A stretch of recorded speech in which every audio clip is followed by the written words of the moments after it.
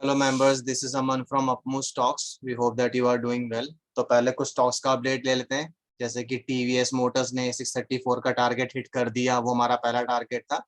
उसमें और टारगेट्स भी निकलेंगे पर अल्टीमेट टारगेट 700 के ऊपर है, तो बार बार वीडियो बनाने का कोई लॉजिक नहीं है। बट अगर रिक्वेस्ट आएगी तो हम उस पर दोबारा से वीडियो बना देंगे। और दूसरा स्टॉक हेवल्स, उसने तो कमाल ही कर दिया। मतलब विद इन 2 to 3 डेज 1250 को उसने क्रॉस कर दिया। बहुत अच्छा रिटर्न उसने दिया है। तो उसमें हम शॉर्ट्स नहीं बना पाए, और उसमें हम तभी बनाएंगे जब वो 1290 या 1295 टच कर जाएगा, क्योंकि हमारा अल्टीमेट टारगेट वही था। टीवीएस का हमने इसलिए बना दिया क्योंकि उसमें हमने दो टारगेट दिए थे। One is 634 and the other one was around 700 के ऊपर थोड़ा सा वो है। तो जो सेकेंड शॉर्ट्स या उसमें अपडेट आएगा वो तभी आ पाएगा। तो जो स्टॉक हम लोग आज डिस्कस करने वाले हैं उसका नाम है रेलिस। इस स्टॉक में को हम लोग क्यों डिस्कस कर रहे हैं, क्योंकि इस स्टॉक के बारे में पीछे काफी नेगेटिविटी थी कि ये बहुत ज्यादा गिर सकता है। बट अभी क्या हुआ है कि अभी इसमें भी डबल बॉटम बना। ज्यादातर स्टॉक्स में आपको ये पैटर्न अभी नजर आएगा, क्योंकि जब वो वॉर रिलेटेड न्यूज आई थी, रशिया और यूक्रेन का जो वॉर चल रहा है, अभी भी चल रहा है रादर, तो उसके उसके कंसिडरेशन में स्टॉक्स गिरे थे और अब वो रिकवर करने की कोशिश कर रहे हैं। तो इसमें भी डबल बॉटम पैटर्न बना है, जिसको हम लोग डब्ल्यू भी कहते हैं।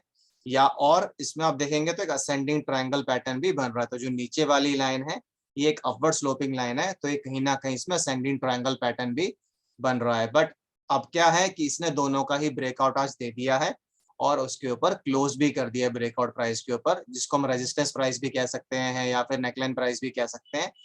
तो जो रेजिस्टेंस प्राइस थी वो 255 रुपए की है, या फिर आप नेकलाइन प्राइस को 255 रुपए कहेंगे। नेकलाइन प्राइस बेसिकली पूरे जो पैटर्न की बेसिक लाइन जो कनेक्ट कर रही है उसको उसको हम लोग नेकलाइन प्राइस बोलते हैं या फिर नेकलाइन बोलेंगे। तो 255 वो प्राइस है।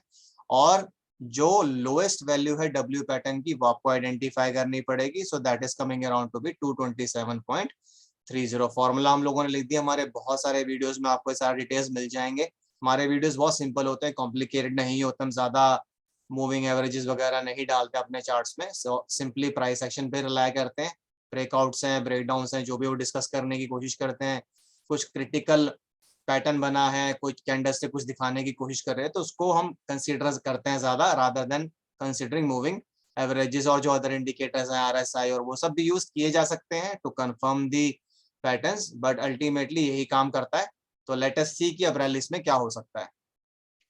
तो रैलिस ने ब्रेकआउट दे दिया है। अगर तो ये इस ब्रेकआउट को सस्टेन कर जाता है और ऊपर मूव करना शुरू करता है, तो जो इसमें टारगेट निकल कर आ रहा है अभी वो है 282.70 रुपए या फिर आप 283 रुपए का लेकर चल सकते हैं। तो 283 लगभग लगभग यहाँ पर हो जाएगा। मैं डाल देता हूँ एक लाइन यहाँ पे ताकि आपको आइडेंटिफिकेशन में आसान रहे फ्यूचर में। तो 283 ही लेते हैं, ठीक है, क्योंकि वो राउंड हो जाएगा। तो यहाँ तक ये स्टॉक जा सकता है आने वाले टाइम में। इस पैटर्न के हिसाब से अगर मैं कंसीडरेशन लेके चलूँ तो 8 फरवरी को ये शुरू हुआ था।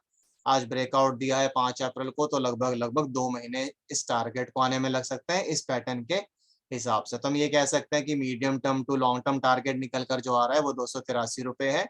पर जिस तरह से स्टॉक्स अभी रिकवर कर रहे हैं और भाग रहे हैं, जिस तरह से हेवल्स भागा है, AWL भागा है, आज लेटेंट व्यू ने भी हमारा टारगेट अचीव कर दिया।